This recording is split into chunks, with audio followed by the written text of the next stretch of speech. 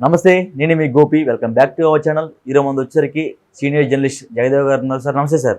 నమస్తే అండి. సార్, ఈరోజు పొద్దున్నుంచి నారా భువనేశ్వరి గారి ఒక వాయిస్ అయితే బాగా చక్కర్లు కొడుతుంది. అంటే వాళ్ళ ఇంట్లో పనిచేసి ఒక వ్యక్తిని ఆమె బాగా దుర్భాషలాడుతా అట్లా ఒక తిడతా ఒక ఆడియో అయితే బాగా వైరల్ అవుతుంది. అది ఏమాత్రం వాస్తవం అంటారు, లేకపోతే ఎన్నికల టైంలో ఇది ఒక వ్యూహం అంటారా? మీ మాటల్లో చెప్పలేమండి. ఎందుకంటే చాలా ఇప్పుడు మీరు అతడు సినిమాలో ఒక డైలాగ్ ఉంటుంది. లాస్ట్లో ప్రకాష్ రాజ్ వచ్చి కోట శ్రీనివాసరావుకి ఆడియో వినిపిస్తారు. ఆడియో వినిపిస్తే మనుషులు డైరెక్ట్గా వీడియోలు దొరుకుతుంటేనే మార్ఫింగ్ అంటున్నారు, ఈ ఆడియో విని ఎవడు నమ్ముతాడు అని అంటాడు. అంటే వెంటనే ప్రకాష్ అంటున్నాడు, వాడెవడో కానీ మీ వాయిస్తో పాటు మీ పర్సనల్ సెక్రటరీ వాయిస్ కూడా బాగా రికార్డ్ చేశాడండి అని అంటాడు. సో ఇక్కడ అంటే ఆ స్థాయిలోకి వెళ్ళిపోయి మిమిక్రీలు అన్నట్టు కూడా చాలా సందర్భాలు మనం చెప్పాం. ఎందుకంటే కొంతమంది సీనియర్ ఆర్టిస్టులు చనిపోయినప్పుడు వాళ్ళు సినిమా అంతా పూర్తి చేసి డబ్బింగ్కి లేకపోతే డబ్బింగ్ ఆర్టిస్టులతో చెప్పిన సందర్భాలు కూడా చాలా ఉన్నాయి. మీకు ఐడియా ఉందా? కొండలూరు లక్ష్మీరావు గారికి కూడా లాస్ట్ చివరి స్టేజ్లో ఆయన చనిపోయి కొన్ని సినిమాలు చేసినప్పుడు ఒక మిమిక్రీ ఆర్టిస్ట్తో చెప్పించారంట. అలాగే ఇంకా ఇద్దరు ముగ్గురు పేర్లు గుర్తు రావట్లేదు. సో ఇప్పుడు ఈవిడ ఏమిటంటే ఆ పర్టికులర్ ఛానల్లో వస్తుంది. అంతవరకు వీడియో విజువల్ వేస్తున్నారు, ఇక్కడికి వచ్చేసరికి ఆడియో వేస్తున్నారు. పోనీ దుర్భాషలు ఆడింది అనుకుందాం. బయటికి పో అని తిడుతున్నారంటే అక్కడ వాడు దొంగతనం చేశాడో లేదంటే ఏదో ఎదవ పని చేశాడో ఏదో తిడతారు. జనరల్గా ఊర్లలో కూడా మీరు ఇప్పటికీ అబ్జర్వ్ చేస్తే తిట్టారనగానే తక్కువ వాళ్ళు తక్కువ బుద్ధులు అన్నట్టుగా మాట్లాడతారు. అంటే తక్కువ అంటే ఇన్ ద సెన్స్ అంటే ఎవరి కాడ అన్వయించుకోవడమే. అంటే తక్కువ సామాజిక వర్గం అనే, తిండికి లేనివాడనే, సొసైటీలో పేరు బలగం లేనివాడనే.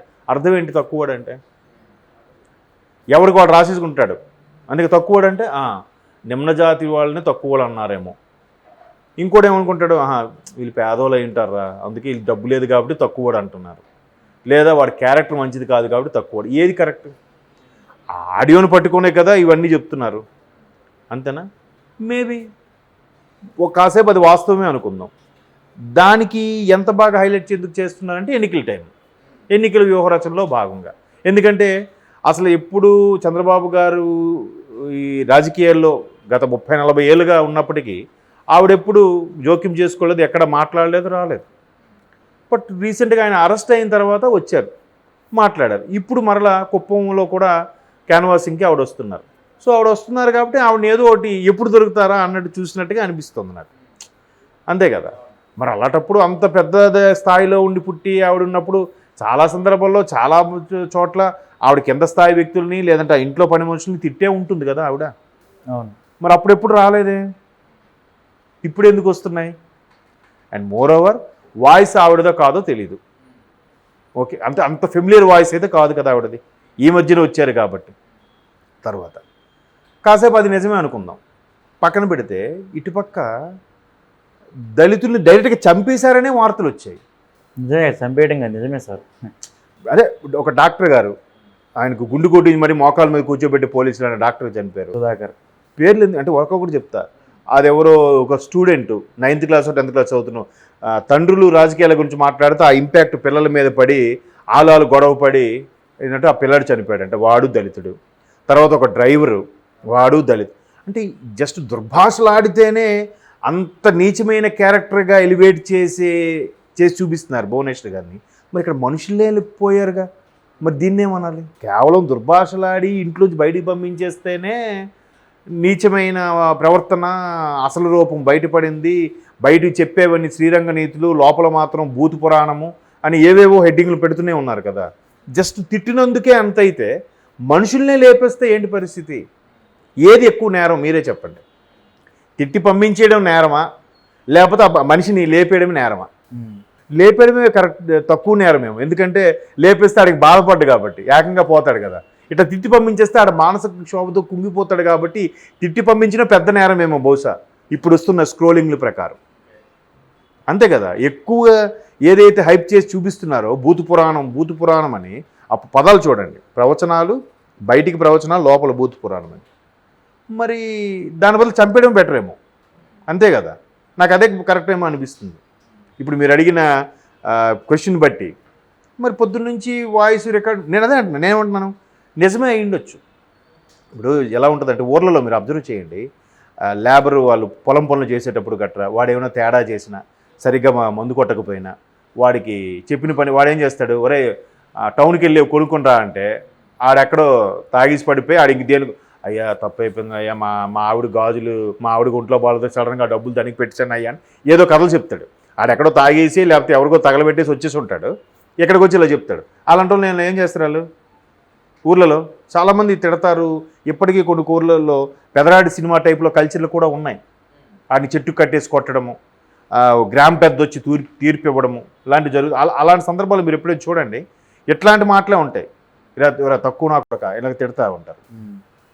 సారీ అంటే ఆ పదాలు వాడొచ్చో ఆడుకోవడం నాకు తెలియదు, కానీ అదే అంటాను. అలాగా నిజంగా మీరు అన్నట్టు ఇంట్లో పని చేసేవాళ్ళు లేదా సంస్థలో ఏదో కంపెనీలో చేస్తున్నప్పుడు, కంపెనీలో పని చేసినప్పుడు అంత ఆవేశంగా తిట్టారంటే ఏదో పెద్ద పని చేయకుండా తిట్టరు కదా.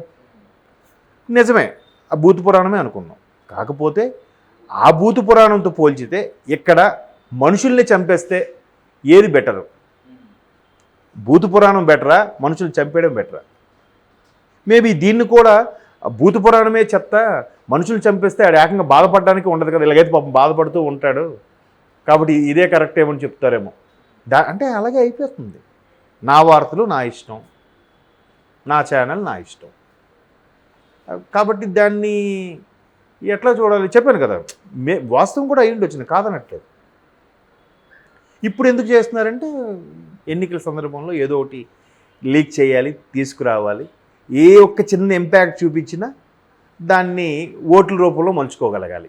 లేదా అటువైపు నుంచి వరుస పెట్టి వాళ్ళు దాడులు చేస్తున్నప్పుడు వీళ్ళకి కూడా ఏదో చిన్న హింట్ దొరకాలి కదా.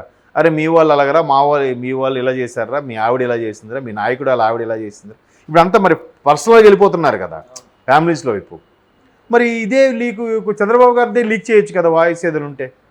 ఆవిడేం చేసింది అంటే ఇప్పుడు ఆవిడ రాజకీయాల్లో చూసారా, మళ్ళీ ఎక్కడ కూడా మళ్ళీ ఫ్యామిలీస్లోకి వెళ్తున్నారు. ఆవిడ రాజకీయాల్లో ప్రత్యక్ష రాజకీయాల్లోకి వచ్చి ఒక ప్రతినిధిగా ఏదో పోటీ చేస్తే ఆవిడ వాయిస్ పెట్టండి. అంటే కుప్పలో ఆమె ఎమ్మెల్యేగా పోటీ చేసే అవకాశాలు కూడా మొదటి వార్తలు వచ్చినాయి. ఇప్పుడైతే లేదు కదా, నామినేషన్ గడువు కూడా అయిపోయింది కదా. మరి దీన్ని ఎలా చెప్పాలి చెప్పండి. సో నేను అన్నది ఇప్పుడు అలా అయితే పోను ఓకే, మరి అది కూడా లేదు కదా, మళ్ళీ ఎందుకు ఫ్యామిలీస్ వైపు వెళ్తున్నారు? ఈయన వాయిస్ లీక్ బయట పెట్టండి. చంద్రబాబు గారు ఎవడెవడు ఎలా తిట్టాడో, ఎటువంటి బూతులు తిట్టాడో, ఆయన ఎటువంటిగా మీరు అన్నట్టు సామాజిక వర్గాన్ని మెన్షన్ చేసి మరీ తిట్టాడో అవి పెడితే ఇంకా బెటర్ కదా, మంచి మార్కులు వస్తాయి కదా, మంచిగా ఓట్లు పడతాయేమో కదా. అట్లా ట్రై చేయాలి. ఇంకా ట్రై చేస్తే అప్పుడు మంచి వ్యూస్, మంచి ఛాలెంజింగ్ అలా ట్రోల్స్ దొరుకుతాయి.